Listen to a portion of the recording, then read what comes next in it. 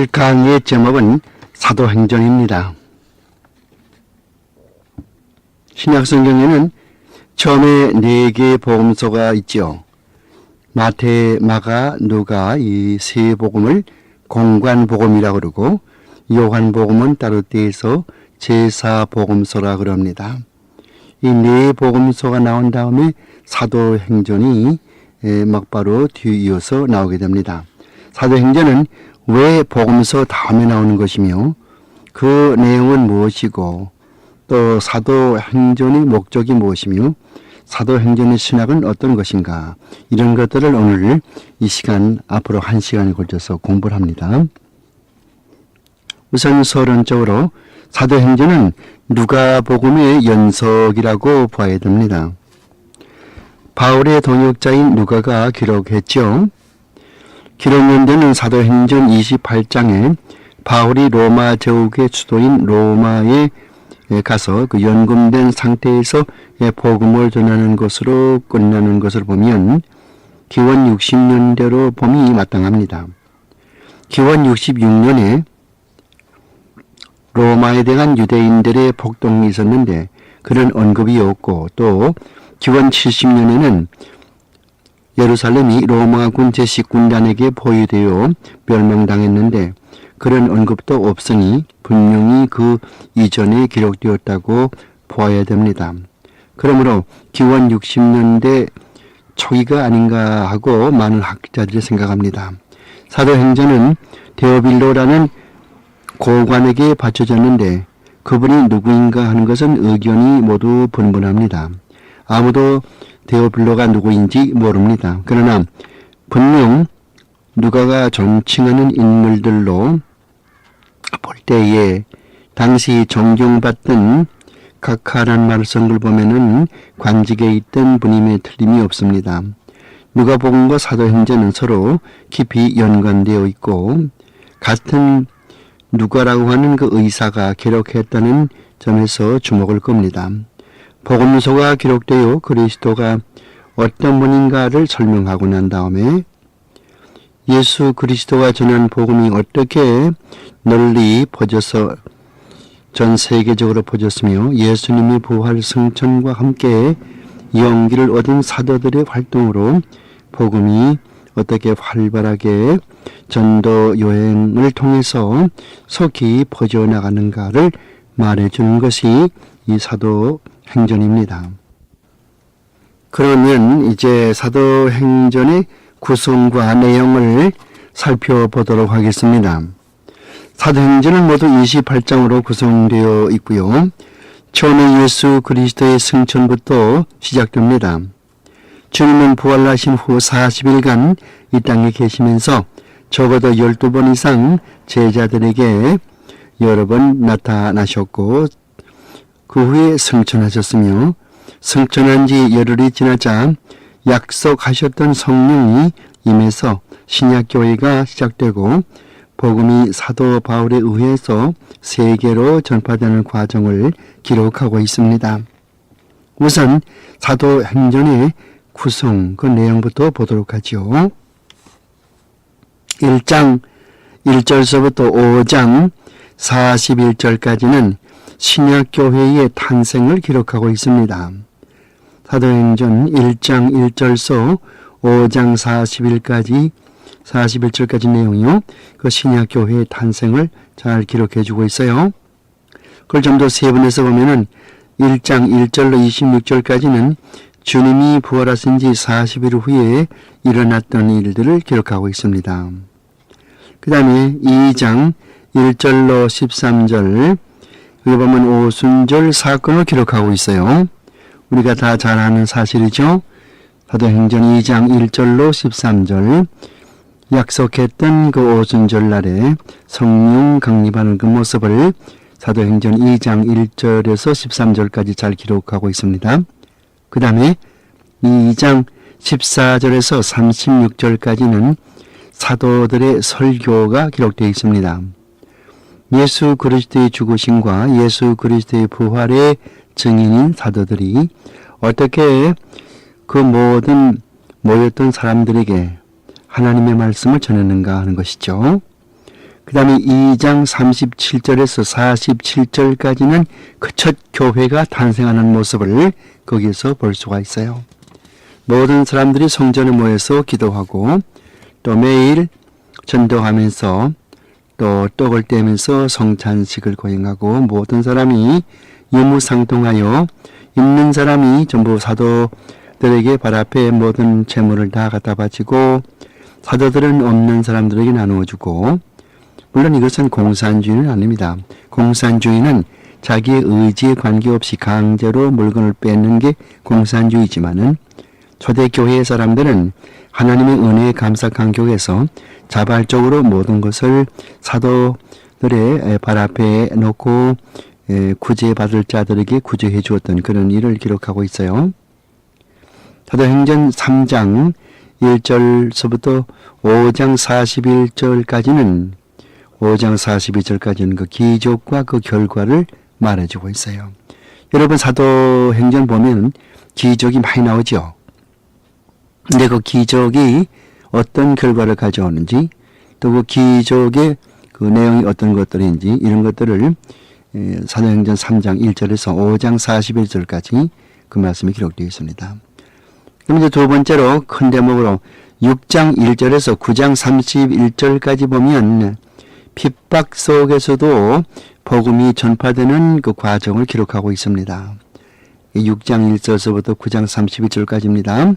핍박 가운데도 어떻게 복음이 전파되는가 그걸 기록하고 있어요. 여러분 이 복음이라고 하는 것은 핍박 속에도 복음이 확고하게 들어갑니다. 핍박이 없으면 신앙이 성장하지 않아요. 마치 사람이 평평한 길, 탄탄한 길을, 곧은 길을 오랫동안 운전하고 가면 졸다가 사고 내듯이 인생에도 역경이 있고 또 오르막이 있고 내리막이 있고 복음 전파하는데도 여러 가지 이런 핍박이 올 때에 복음을 더 믿게 되고 복음이 더 속히 전파됩니다. 6장 1절에서 9장 31절까지 그런 내용인데요. 좀 더 자세히 설명해 본다면은 6장에 들어가서 6장 전체가 초대교회 7 집사의 임명과 또 스데반 집사의 활동을 기록하고 있어요.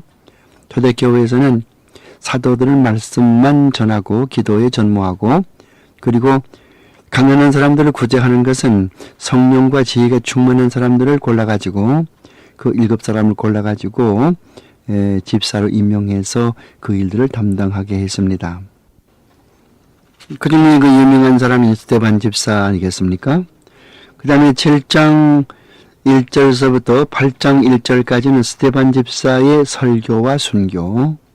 스데반 집사가 예수 그리스도의 부활과 죽음을 증거하면서 설교하면서 마지막에 돌에 맞아 순교하는 그 모습, 이것이 7장 1절서부터 8장 1절까지 기록되어 있어요. 그 다음에 8장 2절서부터 25절까지는 필립과 사마리아인들에 대한 이야기가 나와 있습니다. 그러니까 필립이 사마리아에 들어가서 전도하는 모습이죠. 이게 8장 1절에서 25절이요. 그 다음에 8장 26절에서 40절까지 빌립과 구스네시입니다. 구스네시가 오순절에 예루살렘에 예배하려 올라왔다가 병거를 타고 이제 내려갑니다. 구스는 애굽에 있던 오늘의 에티오피아거든요. 에티오피아로 내려갑니다. 근데 이사야서를 읽으면서 무슨 내용인지 알지를 못해요. 그때 성령께서 빌립을 구스네시에게 보내서 병거에 같이 타고 앉아서 가면서 그 말씀을 설명해 주고 구스네시는 그 말씀을 믿고 세례받는 그 모습. 그래서 그 다음에 이 빌립은 다시 사마리아로 옮겨지는 그 모습들이 기록되어 있죠. 이것이 사도행전 8장 26절에서 40절까지 말씀. 그 다음에 9장 1절에서 31절까지 보면 그 바울의 회심. 바울이 다메섹으로 예수 믿는 사람을 다 체포하려 가다가 부활하신 예수님의 음성을 듣고 회심하는 마음. 그것이 9장 1절에서 31절까지 기록되어 있습니다. 그 다음에 세 번째 9장 32절에서 12장 24절까지는 베드로를 통해서 이방인들이 들어오는 모습을 기록하고 있어요. 좀 더 자세히 본다면 9장 32절에서 43절까지는 베드로의 그 유다에서의 활동, 베드로가 유대 땅에서 어떻게 활동하는가. 그다음에 10장 1절에서 48절 보면은 그 베들료와 고넬료에 대한 이야기가 나오죠. 베드로가 기도할 때가 돼서 지붕 꼭대기에 올라가서 기도합니다. 오늘날에 우리 미국에 사는 우리들 집들을 봐도 지붕이 평평합니다마는 이스라엘 사람들은 지붕이 모두 평평해서 운동장 같아서 이웃과 이웃이 서로 맞붙어 있습니다. 그러게 지붕에 올라가서 기도하죠. 그때 하늘에서 보자기가 내려오면서 온갖 더러운 짐승들이 내려오게 됩니다. 베드로는 유대인인지라 우리 유대인들은 이 더러운 것을 안 먹습니다. 그때 하나님께서 말씀하시기를 하나님이 깨끗게 한 것을 내가 왜 더럽다고 하느냐. 그렇게 말씀했죠. 이건 무슨 말이겠습니까? 유대인들이 더럽다고 생각하는 이방인들도 하나님께서 구원하실 목적을 가지고 있다는 그런 환상이거든요. 그때 고넬료가 보낸 부하들이 베드로에게 찾아와서 고넬료의 집으로 모시고 가죠. 그래서 고넬료에게 전도해서 고넬료도 예수를 믿게 되죠. 사도행전 10장 1절서 48절까지 있는 말씀이요. 그 다음 보면은 11장 1절에서 18절까지 말씀, 1절에서 18절까지 말씀은 사도들이 베드로를 인정해 줍니다. 베드로의 사역을 인정해 주고 그의 권위를 인정해 주는 그런 내용이 11장 1절에서 18절까지고, 그다음에 11장 19절에서 30절까지 말씀 보면은 첫 이방인의 교회가 탄생하는 모습을 볼 수 있고요. 12장 1절에서 24절 보면은 헤롯 아그리빠와 기독교 교회에 관해서 말해주고 있습니다. 그 다음 이제 보면은 큰 대지로 12장 25절에서 16장 5절까지 말씀에서는 안디옥이 이제 선교 본부가 된다는 내용이죠. 여러분 다 잘 아시는 대로 예루살렘에 큰 핍박이 올 때에 사도들을 제외하고 모든 사람들이 수리아의 안디옥으로 성도들이 모두 피난을 갔습니다. 거기에서 사울과 바나바가 안수받은 일을 우리가 다 잘 알고 있지 않습니까? 이러한 내용들을 집중적으로 기록한 것이 사도행전 12장 25절에서 16장 5절까지 말씀입니다. 좀 더 자세히 말씀드린다면 12장 25절에서 13장 12절까지는 구브로라고 하는 그 섬이 있어요.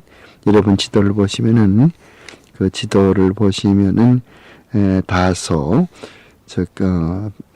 바울의 고향이었던 다소 바로 앞에 바다에 섬이 하나 있죠. 그게 구브로 섬인데요. 그 구브로 섬이 어떻게 복음화되어 가는가 이런 내용이고요. 13장 13절에서 41절까지 말씀 보면 안디옥 비시디아에서 바울이 전도하는 모습이죠. 13장 13절에서 41절까지 말씀입니다. 그러면 13장 42절에서 52절까지 보면은 안디옥에서의 복음 전파에 대한 일반들의 반응이 나와요.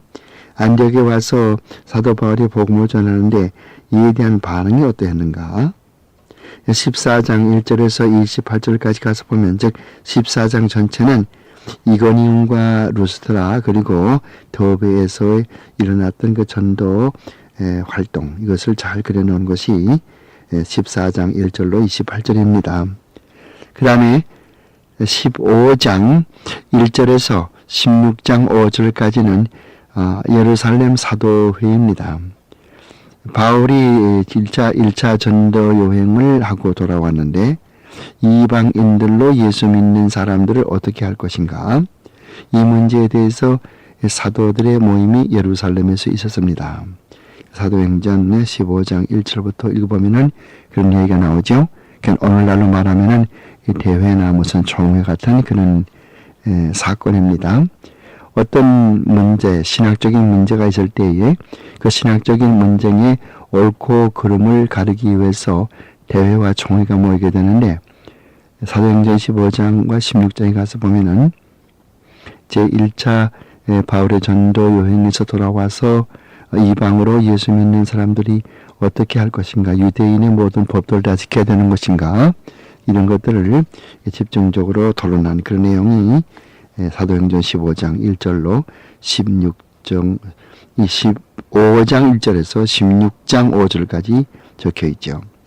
그 다음에 이제 큰 대지로 16장 6절에서 19장 41절까지 거기 본다면, 여기에 16장 6절에서 19장 41절에서는 지금의 그 에게 해협 그 근방이죠. 지금 우리말로 말하면 이제 발칸반도지만은 그 당시는 에게 해협이요. 그 에게 해협의 연안이 복음화되어가는 그 전도 활동을 기록하고 있습니다. 16장 6절에서 40절까지는 구라파로 전파되는 복음. 사도 바울이 드로아에서 배를 타고 이제 사실은 무시아 쪽으로 북쪽으로 올라가 전도하려고 그랬는데 하나님의 성령이 허락지 아니하므로 드로아에서 배를 타고 바다를 건너서 에게 해협을 건너서 구라파의 첫 성인 빌립보로 나가서 전도하게 되죠. 그래서 그 내용이 16장 6절로부터 40절까지 있어요. 바울은 구라파 첫 성인 빌립보에 가서 거기서 누굴 만났습니까? 유명한 그 자주장사 루디아를 만나가지고 거기에서 그분이 큰 집을 가지고 있었기 때문에 그 집에서 도움을 와주는 도움으로 말미암아 빌립보 교회가 탄생하게 됩니다.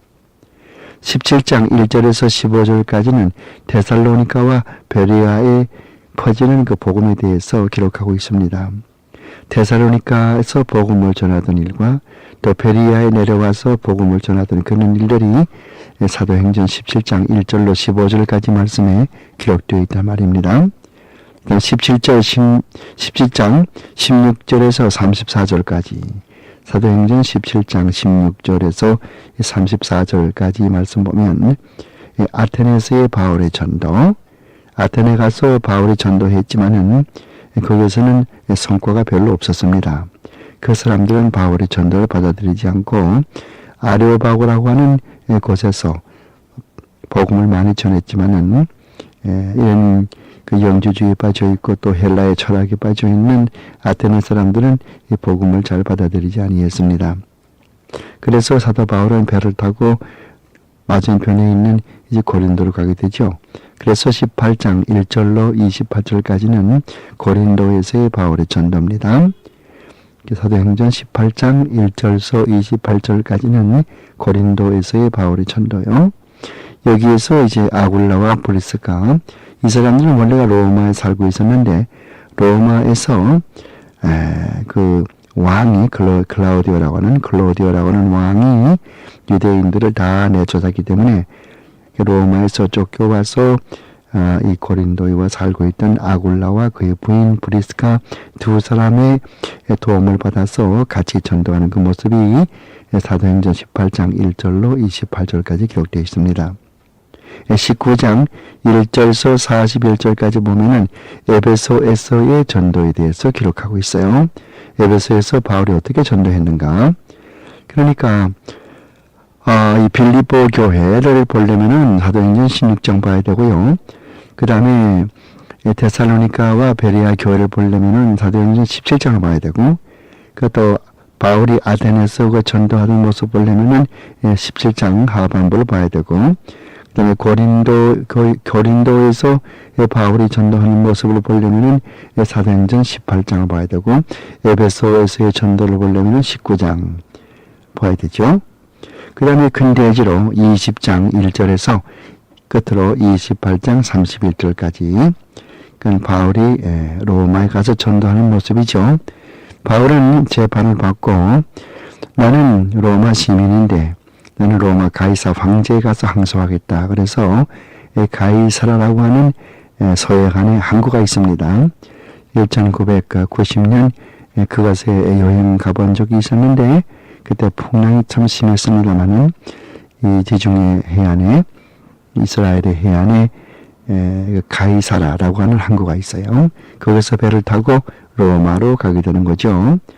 좀 더 자세히 말씀드린다면 20장 1절부터 시작해서 38절까지 보면은 즉 20장 전체가 무슨 말씀을 하냐면 바울이 유대로 떠나가는 모습이죠. 그 다음에 21장 1절서 14절까지 보면은 밀레도에서 가이사라로 가는 그 모습을 여기 기록하고 있습니다. 그 다음에 21장 15절에서 23장 25절까지 가서 보면은 바울이 예루살렘에 들어가는 모습이고 24장 1절에서 26장 32절까지 보면은 바울이 그 가이사라에서 이제 가이사라에 가죠. 가이사라에 가서 거기에서 재판을 받고 다시 이제 27장 1절로 28장 32절 끝까지 가서 보면은 바울이 도중에 유라굴로라고 하는 광풍을 만나면서 파손되면서도 계속해서 그 배가 로마에 도착해서 로마로 도착해서 거기에 연금된 상태에서 찾아오는 사람들에게 말씀을 전하는 그런 내용으로 사도행전이 끝납니다. 그러니까 사도행전은 주님의 승천으로부터 시작해서 마지막 바울이 그 당시 로마 제국의 수도였던 로마에 가서 연금된 상태에서 자기 집에 찾아오는 사람들에게 말씀을 전하는 그런 것으로 끝나게 되는 것이죠. 그래서 거기 그 당시 로마에 가서 거기에 연금된 상태에 있는 동안에 바울은 신약성경의 4권의 책을 기록을 했어요. 그것이 에베소서, 빌립보서, 골로새서 그리고 빌레몬서 이 4권의 책을 기록을 했습니다. 자, 이렇게 이제 그 사도행전의 내용과 구성 이것을 말씀을 드리고 다음 이제 세 번째 대지에 들어가서는 사도행전의 신학을 좀 우리 공부하면 좋겠어요. 사도행전이 어떤 신학을 가르쳐 주는지. 이 사도행전은 깊은 신학을 가지고 있어요. 우리는 사도행전이 나타나는 어떤 그 희한한 이적 기사 거기에만 관심을 두지 말고 그 기적들이 무엇을 의미하는가를 알아야 됩니다. 아마 사도행전을 펴면은 모두 사도행전 2장에 나오는 오순절에 모두 관심을 가질 것이지만요.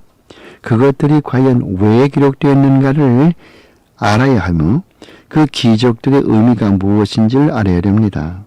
성경을 해석할 때 가장 주의할 점이 있다면은 어떤 사건이 기록되었으면은 왜 그 사건이 기록되었는가를 알아야 됩니다.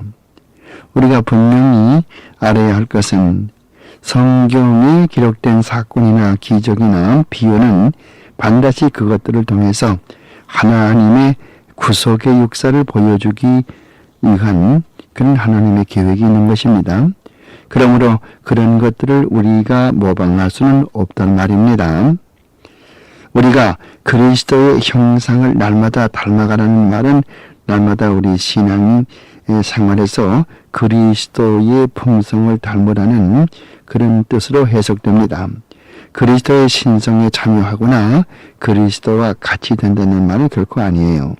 우리 인간은 피조물이기 때문에 그리고 그리스도는 하나님이기 때문에 우리가 아무리 성화되고 아무리 그리스도를 닮아도 그리스도의 신성에 참여할 수가 없고 또 그리스도와 같이 될 수가 없단 말입니다. 만약에 이런 것을 주장하는 사람이 있다면은 그리스도의 신성에 참여할 수 있고 또 그리스도와 같이 될 수 있다고 생각한다면은 그것은 이단에 속하는 사람입니다. 이것을 많은 사람들이 혼동해서 개인의 신앙생활에 문제가 많이 있게 되는 것이죠. 칼빈이나 또 루터 같은 사람은 모든 구약 성경에서 그리스도를 찾아라라고 말했습니다. 구약에 얼마나 또 이적과 기적이 있습니까? 특히 열왕기상 17장 8절에서 16절까지 말씀에 보면은 사롯 땅 과부의 이야기는 우리가 다 잘 알지만은 깊은 뜻을 가지고 있어요. 온 땅에 그 당시에 가뭄이 들었는데 한 끼밖에 먹을 양식이 없는 과부는 마지막 끼니를 채우고 자식들과 함께 죽으려 하는 그 절박한 그런 상황이었습니다.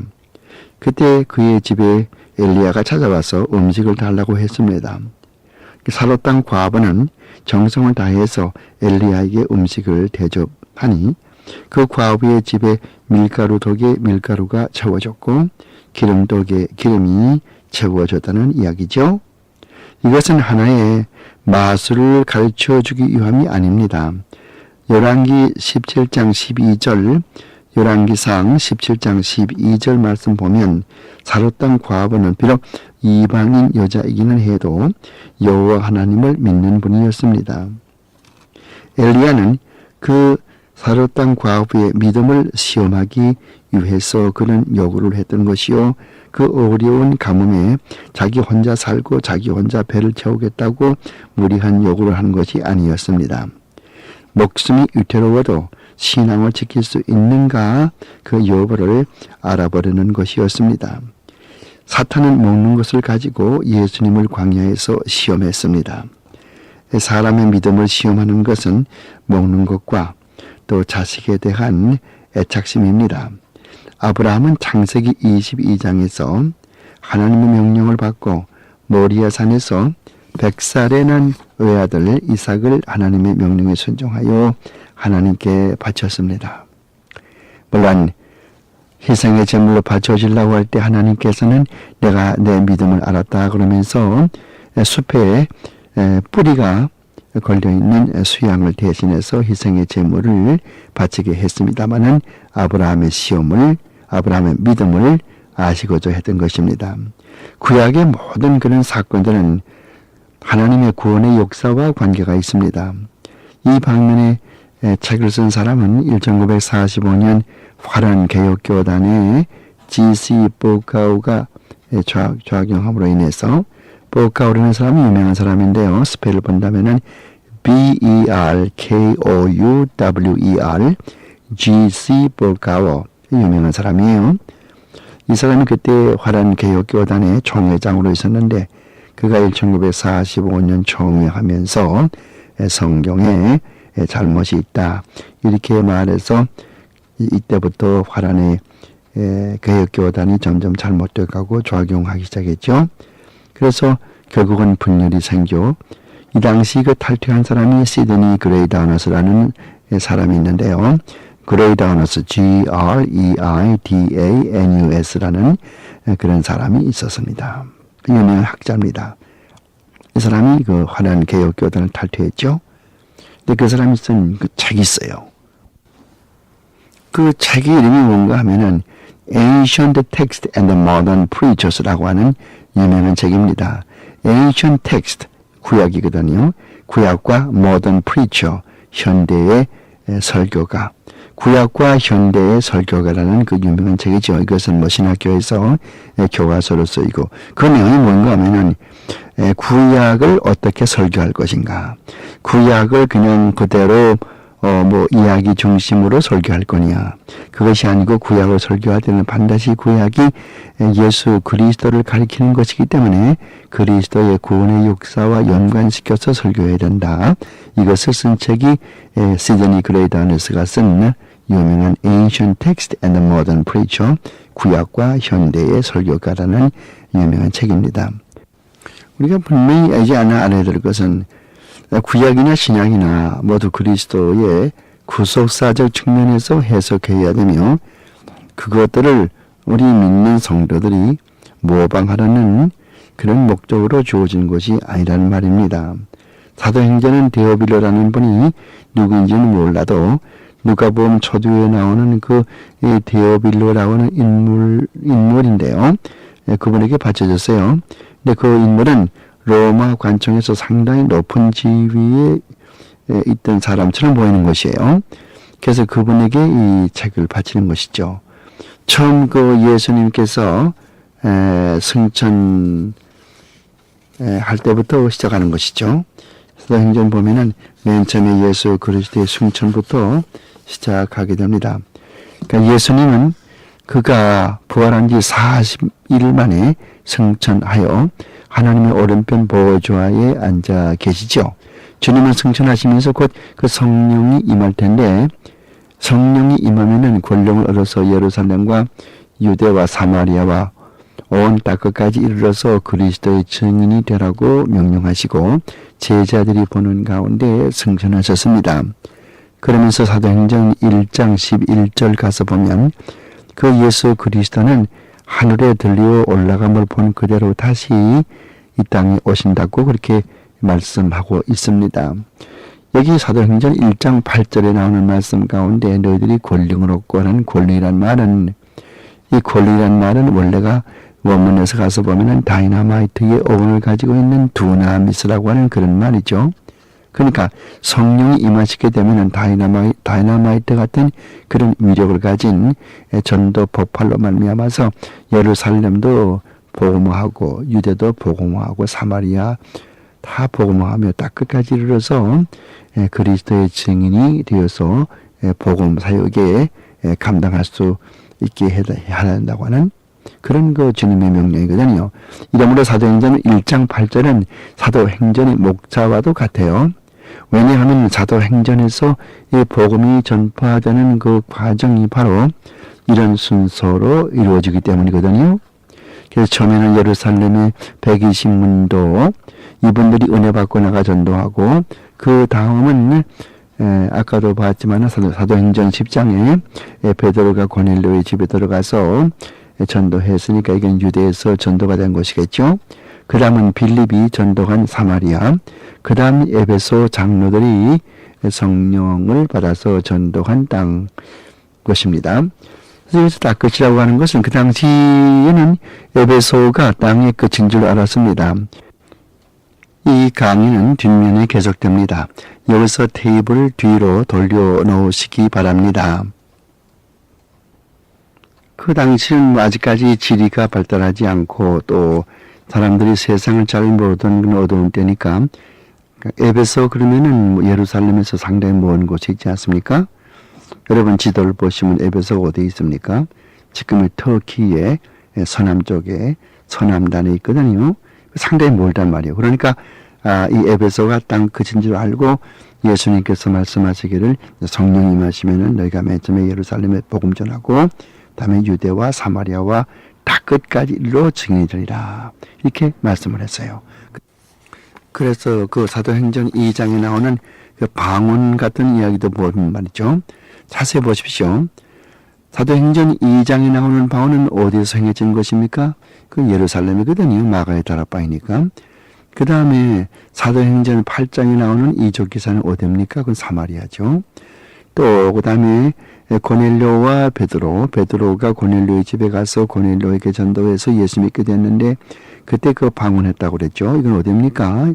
고넬료의 집은 유대에 있었거든요. 가이사라는 유대입니다. 유대 땅에 있단 말이죠. 그 다음에 에베소 장로들 몇 사람이 또 하나님을 믿고 방언했다고 그랬어요. 사도행전 19장에. 어디입니까? 에베소지요. 그러니까 예루살렘, 그 다음에 고넬로의 유대, 그 다음에 빌립의 사마리아, 그 다음에 그 에베소 장로들, 에베소 교회, 이 모두가 네 군데거든요. 여기 밖에는 더 이상 방언에 대해서 사도행전에서는 언급하지 않죠. 그러므로 이 방언을 연구할 때 그렇게 해석하면 쉬워요. 예수 그리스도께서 승천하시면서 전도되는 그 과정이 처음에는 예루살렘, 그 다음에는 유대, 그 다음에는 사마리아, 그 다음에는 땅끝, 즉 에베소까지 전도하게 되는데 그래서 이와 같은 하나님의 말씀이 바로 전파되는 것을 그 당시에 나타내 주기 위해서 이런 그 방언으로서 사람들에게 성경 말씀을 기록하도록 그런 특수 은사를 임시로 주셨던 것이라고 말이죠.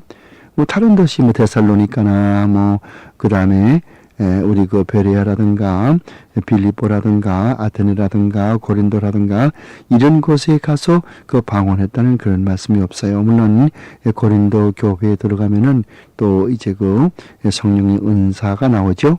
그러니까 이 방언 문제가 나오는 것은 고린도전서 12장 그리고 14장 그 사도행전 2장, 8장, 10장, 19장 이 외에는 그 방언에 대해서 일체 성경에 언급이 없습니다.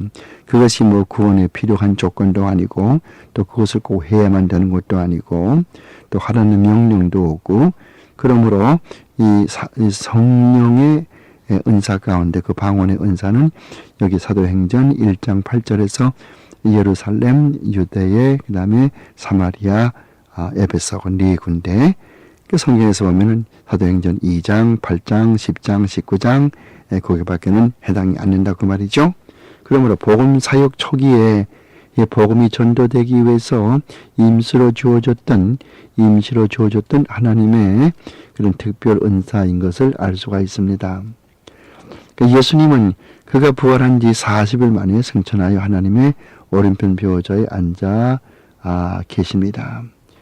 주님은 승천하면서 그 성령이 임할 텐데 성령이 임하시면 권능을 얻어서 그렇게 역사한다고 말씀을 했어요. 그러므로 사도행전 1장 8절, 이것은 사도행전의 가장 중요한 그런 그 대목이라고 볼 수 있어요.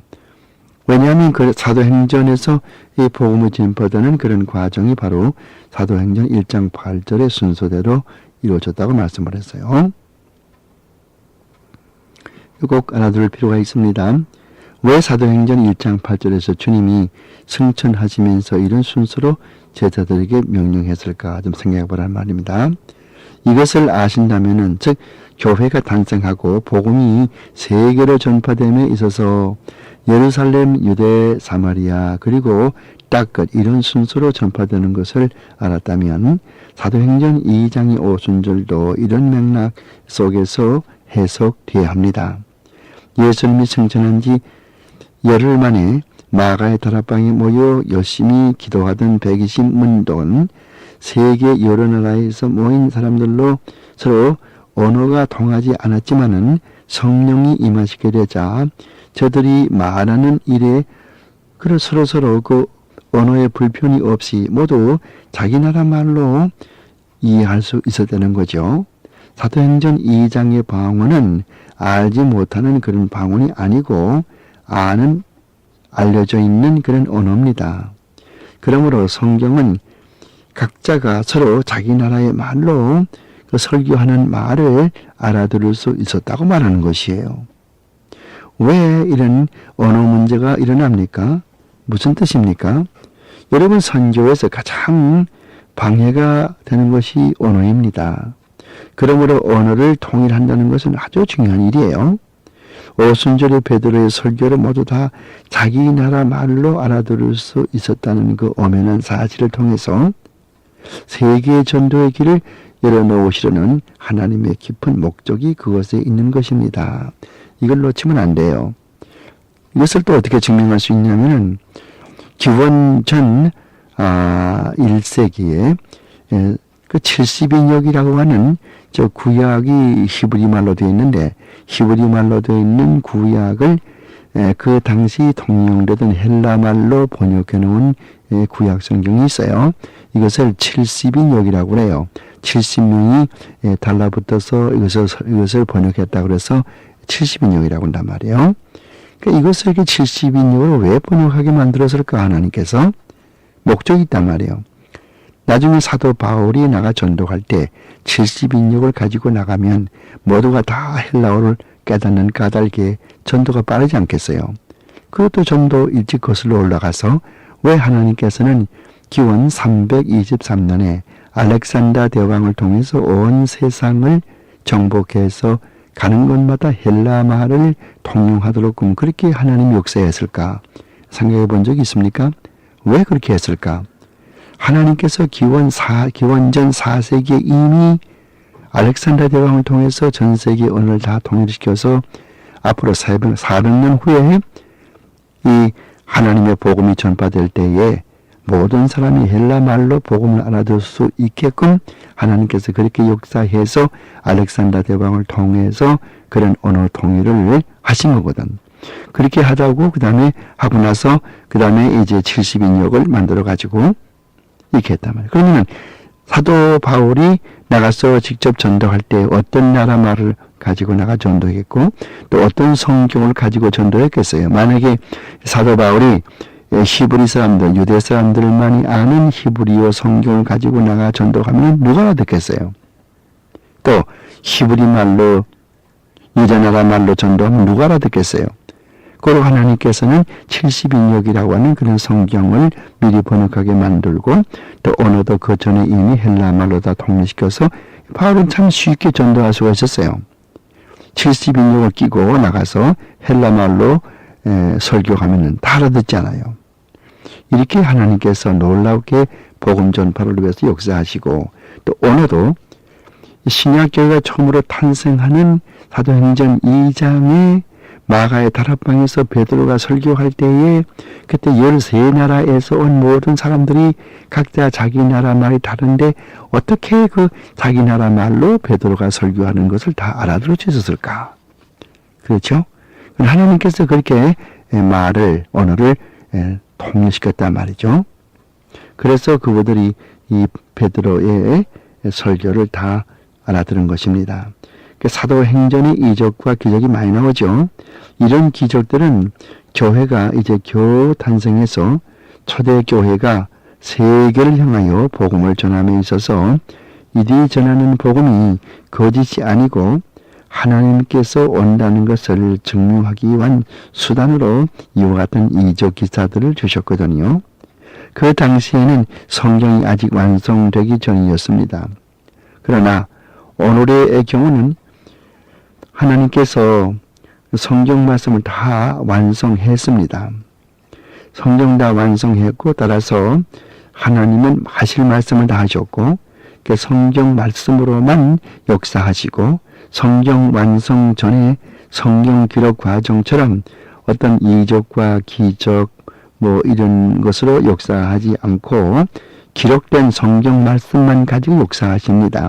그래서 종교개혁가들은 오직 성경, 솔라 스크립투라, 오직 성경 그렇게 외쳤던 것입니다. 그래서 우리가 오직 성경 그럴 때에 성경의 필요성과 또 성경의 권위와 또 및 성경의 충족성도 믿어야 됩니다. 많은 사람들은 성경의 필요성을 믿고 성경의 권위를 믿지만은 성경의 충족성을 믿질 않아요. 그러니까 문제가 되는 거예요. 충족성이 뭡니까? 성경으로 충분하다는 것입니다. 성경 하나만 가지고 하나님의 뜻을 충분히 우리가 다 이해할 수 있다고 하는 것이죠. 구원에 관해서는 하나님께서 하실 말씀을 다 하셨고 충분히 하나님의 뜻을 알 수 있다는 그런 충분한 그런 하나님의 충족성, 말씀의 충족성. 그러니까 이제는 계시 같은 것이 없고 환상 같은 것이 없고 하나님께서 하신 말씀 그것만 가지고 역사한다 그 말이거든요. 이것이 오직 성경이라고 하는 그 말의 뜻에 포함되어 있단 말이요. 근데 이것을 모두 잊어버리고 성경의 충족성을 믿지 않고 성경은 하나님의 감동으로 된 것으로 하나님의 말씀으로 틀림이 없으므로 그게 누구나 잘 알죠. 그건 다 잘 알지 않습니까? 그건 다 잘 알지만은 충족성을 믿지 않기 때문에 교회에서 그 문제가 되는 것입니다. 웨스트민스터 신앙고백서 제1장 1절에서도 이제 하나님의 모든 계심이 끝났다 그렇게 말씀해 주고 있고 또 히브리서 1장 1절에서도 그렇게 말씀하고 웨스트민스터 신앙고백서 제1장 1절에서도 그렇게 말합니다. 하나님 모든 계시는 다 끝났다 그 말입니다. 사도행전에는 그 바울의 회심과 바울의 설교 또 스데반 집사의 설교 등이 들어 있습니다. 이들의 그 설교를 분석해 보면요. 오늘의 설교와 영 다릅니다. 그들의 설교의 초점은 어디까지나 예수 그리스도의 죽으심과 십자가와 부활이었습니다. 초대교회 사람들은 예수님의 부활과 승천을 한데 묶어서 생각했습니다. 이러므로 초대교회에서 사도들이 전한 복음을 요약한다면 네 가지의 중요한 요소를 가지고 있어요. 초대교회의 사도들이 전한 그 복음의 내용은 네 가지로 요약할 수가 있다는 거예요. 첫째, 예수 그리스도의 죽으심. 두 번째는 메시아로서의 그리스도의 부활의 증인. 그들이 예수 그리스도 우리의 메시아이신 예수 그리스도의 부활을 직접 보았다는 거예요. 다음 세 번째, 예수 그리스도께서 메시아라는 구약의 증언들 그리고 네 번째로는 회개하고 예수를 믿으라는 권면, 이 네 가지로 요약할 수가 있어요. 다시 한번 말씀드릴까요? 첫째는 예수 그리스도의 죽으심, 둘째 메시아로서의 그리스도의 부활의 증인, 세 번째 예수님께서 메시아라는 구약의 증언들, 그리고 네 번째 그러므로 회개하고 예수를 믿으라는 권면의 말씀, 이렇게 네 가지로 사도들의 설교를 요약해 볼 수 있어요. 그러므로 오늘날 우리의 그 설교도 이 네 가지가 포함되어야 되겠죠. 사도 바울은 고린도전서 15장 3절과 4절에서 예수 그리스도께서 성경대로 죽으시고 그 성경대로 죽은 지 사흘 만에 부활했다는 말씀으로 그 복음의 핵심을 가장 요약해서 간략하게 고린도전서 15장 3절과 4절에서 말씀하고 있는 걸 볼 수 있습니다. 그러므로 누가 물어볼 때 복음이 무엇이냐 그러면은 아주 간단하게 대답해 줄 수 있는 그런 방법이 있어요. 고린도전서 15장 3절과 4절 말씀, 성경대로 예수 그리스도께서 죽으시고 성경대로 다시 살아나셨다는 그 내용이죠. 그러므로 예수 그리스도의 죽으심과 그 부활은 사도 바울의 신학의 중심이요, 또 신약 성경의 중심이요, 또한 전체 성경의 가장 핵심되는 두 가지에 없지 못할 가장 중요한 그런 교리입니다. 초대교회 성도들은 이것을 중점으로 가르쳤단 말이에요. 초대교회 사도들의 가르침은 예수 그리스도의 죽으심이었어요. 그리고 사도들은 그들이 예수 그리스도의 부활의 증인인 것을 또 설교했습니다.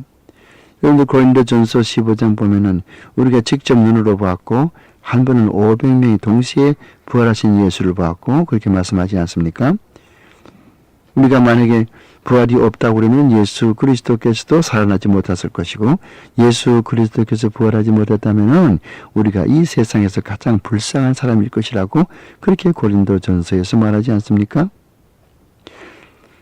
이 구약 성경에서 메시아에 대한 그 예언이 많은데요.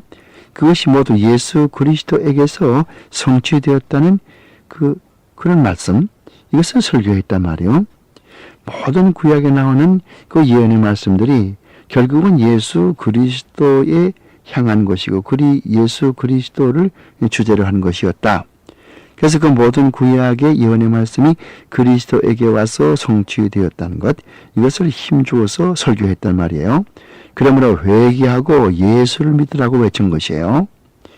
사도행전 보면은 형제들아 우리가 어찌할꼬 그러면서 가슴을 치며 회개했다고 그랬잖아요. 그러면서 믿는 그 성도의 수가 많아졌다 그런 말도 하지 않습니까? 사도행전에서는 신약의 교회의 탄생을 볼 수 있어요. 교회는 구약 때부터 있어 왔습니다. 물론 세대주의자들은 이를 부인하죠. 그들의 말을 빌리면은 예수 그리스도가 이 하나님의 나라를 회복할 것이었으나 유대인들이 예수를 죽였으므로 이를 성취하지 못하고 하나님의 나라의 성취는 무기한 뒤로 연기되었으며 그 어간에 교회 시대가 들어간다고 말하고 있어요.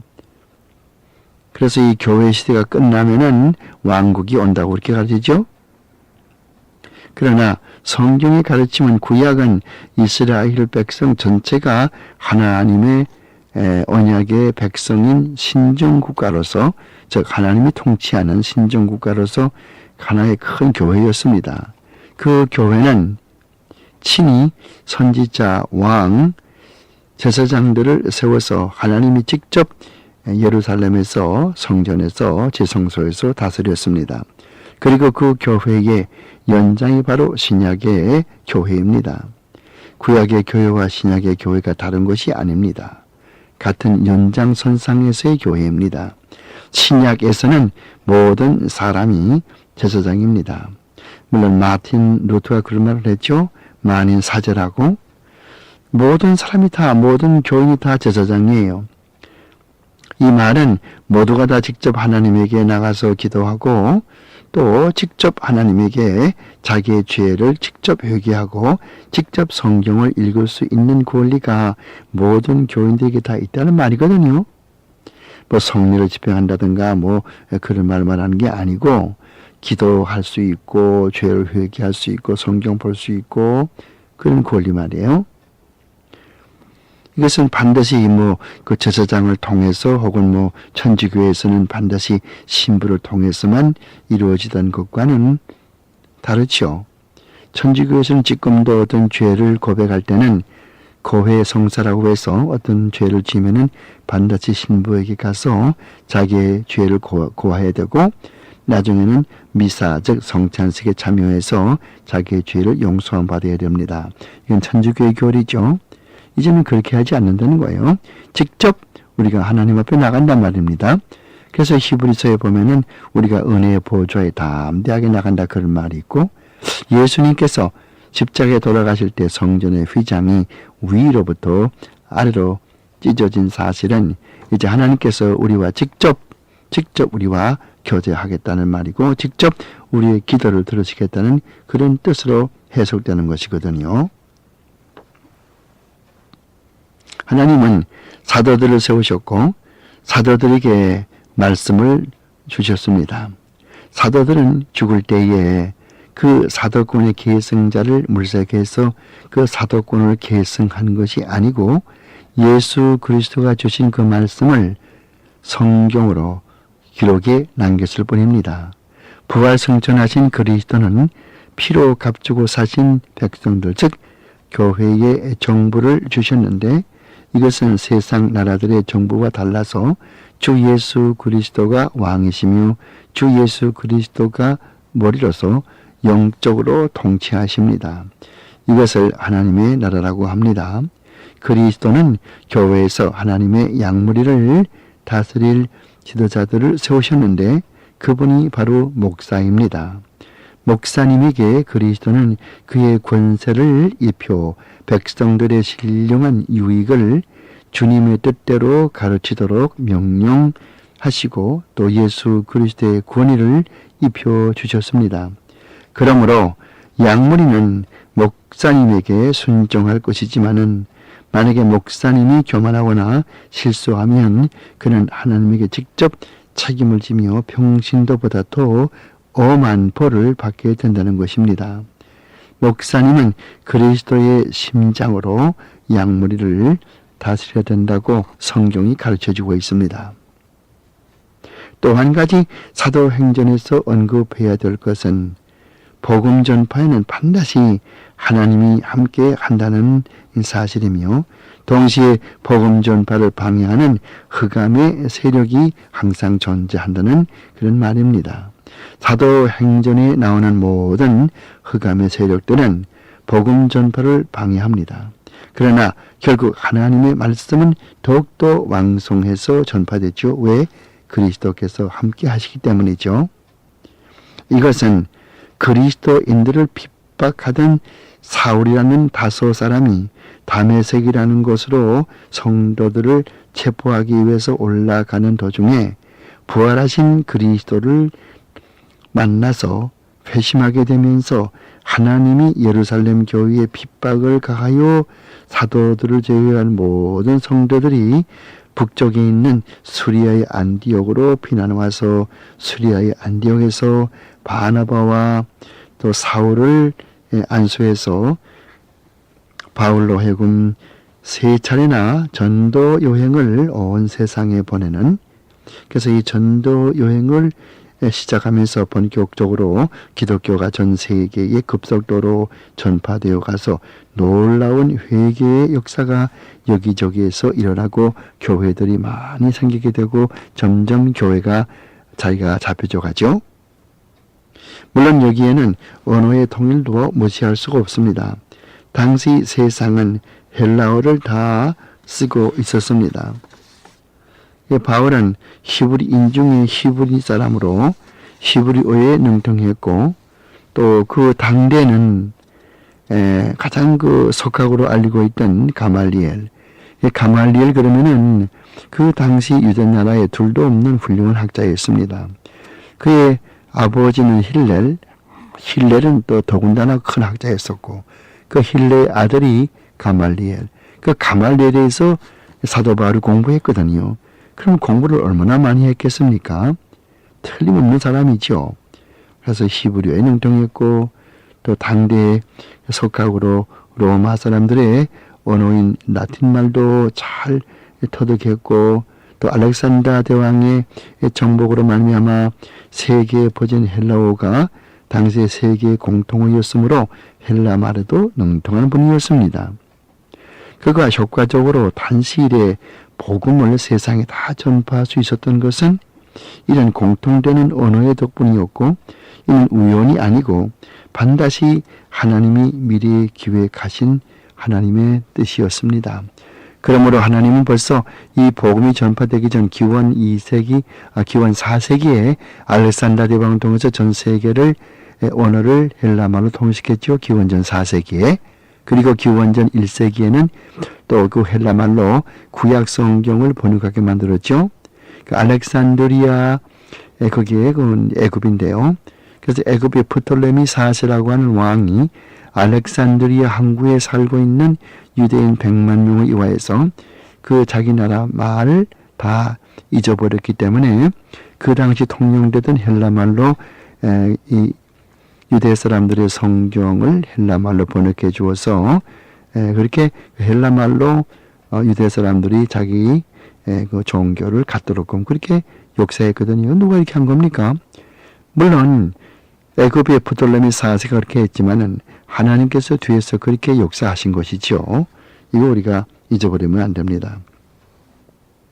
사도행전은 주님이 부활하시고 40일이 지난 후 승천하시는 장면부터 시작해서 바울이 가이사 황제에게 항소하기 위해서 가이사로부터 로마로 압송되어 로마에서 연금된 상태에서 비교적 자유롭게 복음을 전하는 것으로 끝이납니다.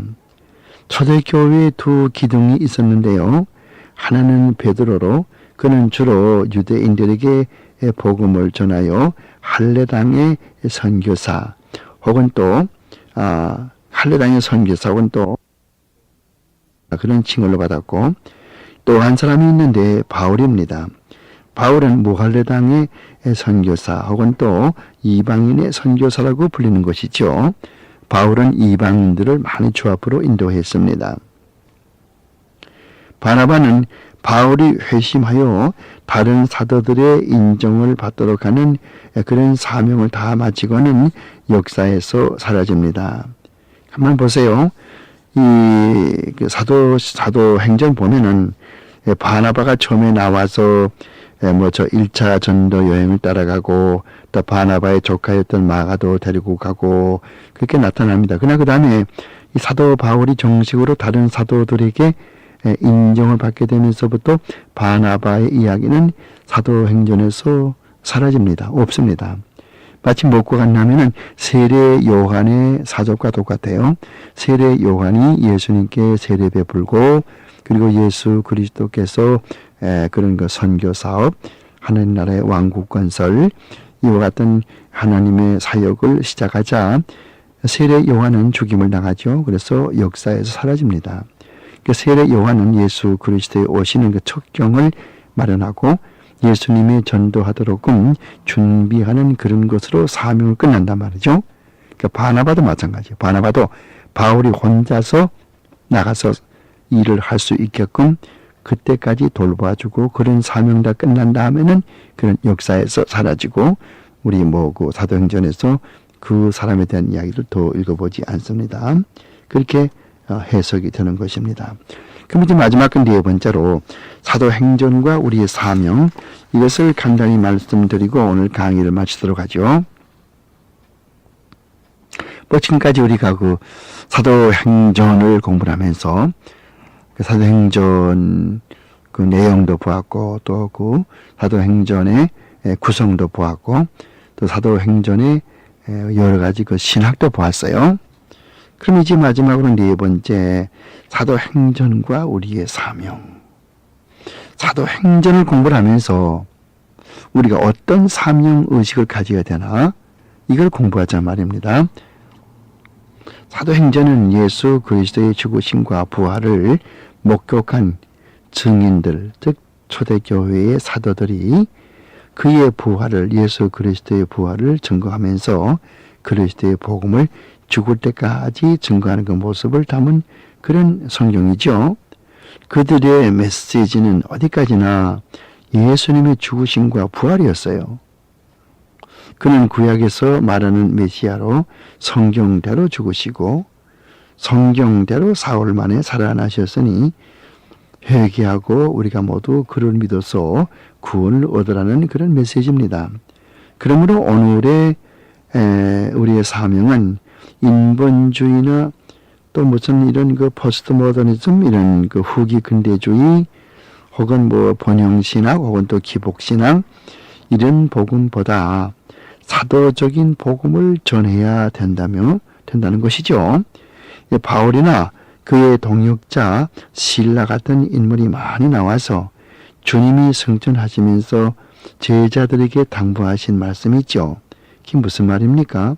세상 끝까지 나의 증인이 되라고 하신 그 주님의 명령을 준행하는 그 성도가 다 되어진다.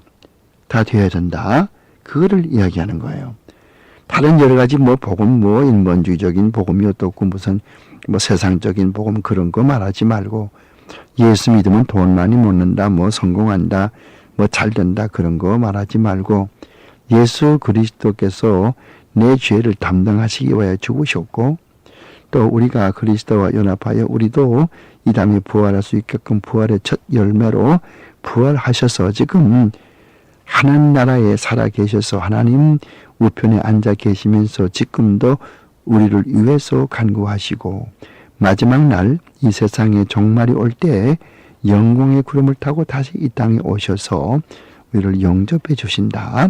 이와 같은 복음, 이게 진짜 복음이고 사도들이 이런 복음을 전했거든요. 그러니까 우리도 그런 복음을 전하자고 말이죠. 이것이 참다운 복음이에요. 오늘의 복음은 이런 복음은 거의 찾아볼 수가 없습니다. 전부 인본주의적인 그런 복음, 실리주의적이고 공리주의적이고 그리고 무슨 기복신앙주의적이고 이런 예수 믿으면은 한 번도 병도 걸리지 아니하고 다 잘 되고 다 만사 형통하고 감기도 안 걸리고 그건 잘못된 신앙이거든요. 그건 잘못된 신앙이죠. 우리가 건강을 잘 돌보지 아니하면 병에 걸리는 것은 자연스러운 일입니다. 물론 낫게 하시는 것은 하나님이 낫게 하시지만은 우리가 늘 건강 돌봐야 되겠죠. 그러므로 바른 신앙을 전하는 게 중요하단 말이요. 예수 그리스도의 죽으심과 부활 이것을 전하는 성도가 되어야 되겠다고 하는 것이죠. 우리가 사도행전을 공부를 했습니다. 부디 사도행전의 그 신학을 우리가 잘 깨닫고 그 사도행전을 공부를 하면서 우리도 그 사도행전에 나오는 사도들과 똑같이 참 헌신하는 마음으로 오로지 주의 나라 위해서 내 한 목숨 바쳐서 일하겠다는 마음으로 괴로우나 즐거우나 주의 말씀을 나가 전하는 그리고 한 영혼이 구원받음으로 말미암아 기뻐하는 그러한 귀한 성령의 역사가 여러분 가운데 있어지길 바랍니다. 오늘 강의는 여기서 마치겠습니다. 지금까지 사도행전 강의를 보내드렸습니다. 경청해 주셔서 대단히 감사합니다. 안녕히 계십시오.